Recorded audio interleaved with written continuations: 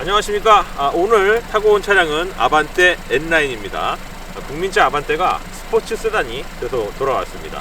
지금 보시고 있는 이 시승 차량은 2,800만원짜리 인스퍼레이션 트림입니다. 일반 아반떼 인스퍼레이션 대비 300만원 정도가 더 비싼데요, 훨씬 더 빠릅니다. 이 아반떼 N9이 어떠한 스타일과 주행 성능을 보여줄지 저와 함께 살펴보시겠습니다.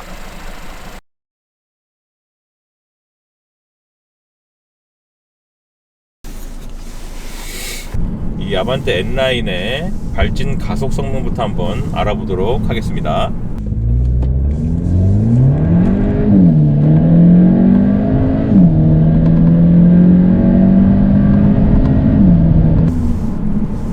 아반떼 N9의 0부터 100km까지의 제로 100 가속 시간은 대략적으로 6초 후반대라고 볼 수가 있겠습니다.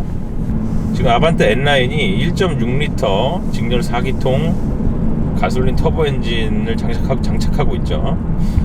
출력이 한 204마력 정도가 되는데 차체의 무게에 비해서는 이제 출력이 약하다고 볼 수는 없고, 그런 특성이 지금 배기량이 높지 않은 차임에도 불구하고 어떤 빠른 가속을 보여주는 요인이라고 할 수가 있겠고, 본격적인 스포츠카라기보다는 스포츠 세단으로서는 충분한 준수한 가속 성능을 보여주고 있습니다.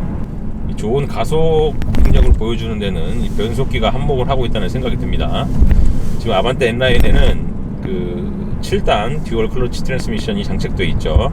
특히 변속기의 특성이 초반 가속에 어떤 힘을 많이 뽑아 쓸 수 있게끔 그런 특성을 보여주고 있습니다. 지금 N9을 시승하기 위해서 강화도 성모도에 나와 있습니다. 이 성모도에 와인딩을 할 수 있는 길이 있는데, 직진 가속과 이제 와인딩을 비교했을 때 아반떼 N9 같은 경우에는 차의 성향 자체가 직진으로 큰 어떤 그런 출력을 쭉 뽑았으면서 장시간은 이제 고속으로 달리는 어떤 그런 특성보다는 지금처럼 이렇게 이 회전 구간이 많은 그런 산길 와인딩을 또 즐기기에 좀 더 재밌는 요소들이 많다고 생각이 듭니다. 지금 이제 스포츠 모드로 달리고 있고, 아반떼 N9이 일반적인 아반떼하고 비교했을 때 이제 그 차이점을 설명을 좀 드리자면, 일반적인 아반떼가 이제 130마력의 CVT 변속기를 장착하고 있죠. 그래서 속력 자체가 이제 빠르다고 할 수는 없는 차고, CVT의 특성상 힘을 순간적으로 뽑아내는 게 약했죠. 그거에 비해서 지금 이제 아반떼 N9은 이제 마력만 한 70마력 정도가 높다. 그 정도의 수준이 아니고 이제 변속기의 조력을 받아서 상당히 스포티한 어떤 그런 특성들을 보여줍니다. 일단 지금 체감되는 거는 지금처럼 이제 산길을 이제 오르막을 오를 때 또 이제 토크를 충분히 이제 센 힘으로 뒤에서 밀어주는 걸 느낄 수가 있고, 지금 오르막과 내리막이 이제 번갈아 가면서 있는 또 길을 다니고 있는데, 이렇게 조금 브레이킹을 전개했을 때 계속 RPM을 보정해 주죠. 내부 매칭 기능이 활성화가 됩니다. 일반 아반떼는 이제 그 후륜 쪽에 서스펜션이 토션빔이 들어가죠. 그거에 비해서 이제 아반떼 N9 같은 경우에는 멀티링크를 장착을 해서 좀 더 이제 이 승차감이라든지 혹은 이제 고속 주행이나 이제 코너링 시에 안정감을 주기 위해서 서스펜션을 일단 보강을 해놨고, 이 서스펜션과 차량의 어떤 세시 서스펜션 요것들과 이제 조합과 관련되어 있는 승차감은 조금 이렇게 단단하다라는 느낌을 받습니다.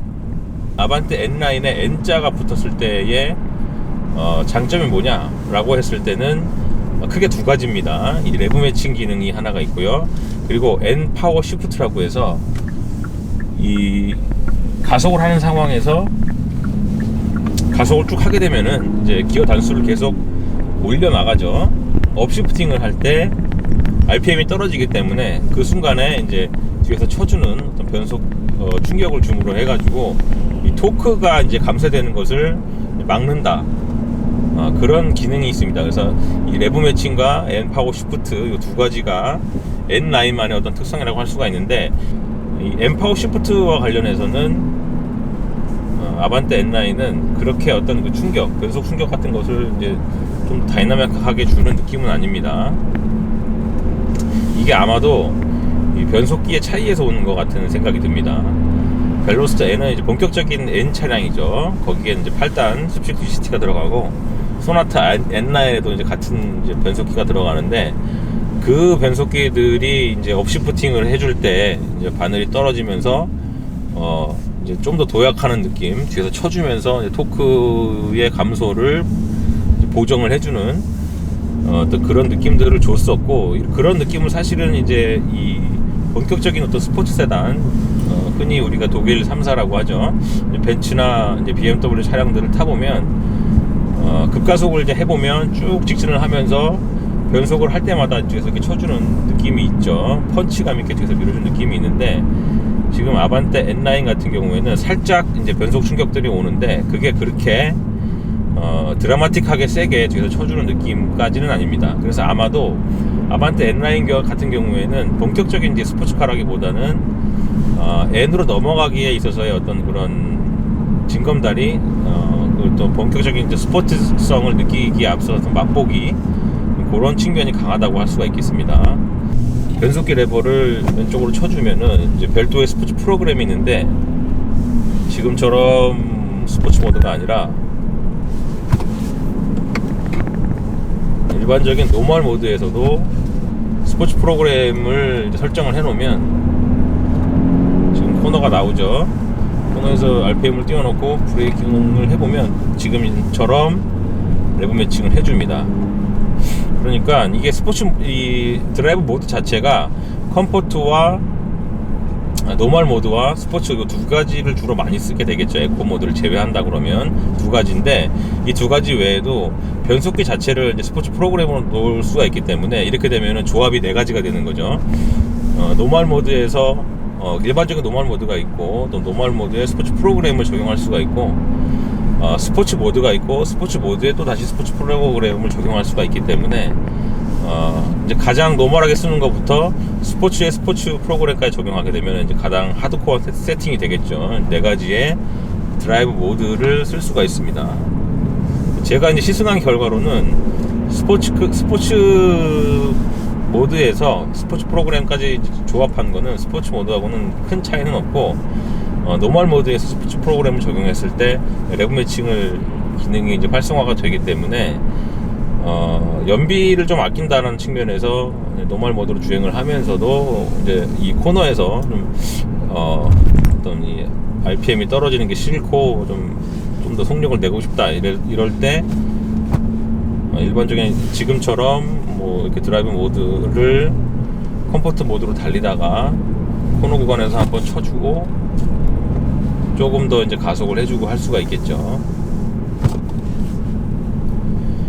이 아반떼 N9의 어떤 그런 스포츠성을 이제 보여주는 특징이 이제 크게 레브 매칭과 N 파워 시프트 변속 충격 이 두 가지로 구성이 된다고 말씀을 드렸습니다. 그리고 이제 승차감은 좀 딱딱하게 세팅이 되어 있어서 이런 코너 구간에서 이제 운전하는 어떤 그런 안정감을 주고, 또 이런 안정감과 레브 매칭이 결합되면 이제 또 재미, 그 펀 드라이빙을 만들어내는 요소가 될 수 있겠죠. 아반떼 N9의 스포츠성에 대해서 종합적으로 좀 평가를 해보자면, 기본적인 이제 하체 센팅이 단단하고요. 그리고 스티어링 휠도 꽤 묵직합니다. 그리고 조향도 지금처럼 조금씩만 움직여도 상당히 예민하게 반응을 하고, 조향 각차 자체도 예민하기 때문에 이런 특성들, 그리고 1.6L라는 적은 배기량에도 불구하고 어떤 뒤에서 밀어주는 어떤 펀치감 있는 토크, 그리고 순간 발직 가속력, 이런 것들이 이제 충분히 스포티한 세단이다라는 느낌을 주는데, 요게 어느 정도는 이제 한계가 있어요. 그래서 중대 배기량 차량들, 그러니까 2500cc나 3000cc 이상의 차를 스포츠 세단, 그것도 그런 차를 이제 운행을 해본 경험이 있는 경우에는 다소 좀 아쉬움이 느껴질 수 있을 것 같습니다. 그런 아쉬움들은 이제 반복적으로 말씀을 드리지만 특정 이상 이제 가속을 했을 경우에는 이제 가속력이 아주 고속 영역에서는 더 빨라지지 않는 측면도 있고, 그리고 이제 소리라든지 이런 것들이 좀 커지기 때문에 좀 차가 무리한다는 생각을 받게 됩니다. 그래서 종합적으로 이제 평가를 해보면 이 차는 이제 그 본격적인 스포츠카로서 어떤 서킷이나 트랙 이런 데 들어가서 타는 용도라기보다는 일상적인 주행 속에서 이제 조금 스포티한 느낌을 내고 싶다, 어떤 그런 어떤 용도라고 할 수가 있겠죠. 그래서 이 차는 이제 뭐 운전에 좀 재미를 붙여가거나 혹은 이제 운전 스포티한 세단을 추구는 하지만은 이제 비싼 수입차나 이런 것들을 타기에는 아직은 좀 무리가 있는 상황 속에서 경제적인 그런 어떤 차, 그래서 이제 뭐 차 이후에 이제 집을 사야 되고 또 본격적인 스포츠카라든지 비싼 차는 좀 후순위로 밀어놓고 내가 번 돈으로 큰 무리 없이 구매해서 운영할 수 있는 그런 컨셉의 차라고 할 수가 있겠습니다. 자, 아반떼 N라인 가격에 비해서 충분히 어떤 스포츠한 퍼포먼스를 보여주는 차라고 할 수가 있겠습니다. 일단 그 스타일 자체가 외양 디자인 자체가 상당히 좀 세련되고 스포티하게 나왔죠. 처음 아반떼가 나왔을 때 저렇게 좀 잘 달릴 것 같은 디자인에 뭐 저렇게 느린 차가 다 있나라는 생각을 했었는데, 이런 N라인이라든지 이런 것들을 기능을 탑재하기 위해서 미리 좀 계획이 되어 있었던 거 아닌가 하는 생각도 하게 됩니다. 자, 오늘 시승은 이 정도로 마치도록 하겠습니다.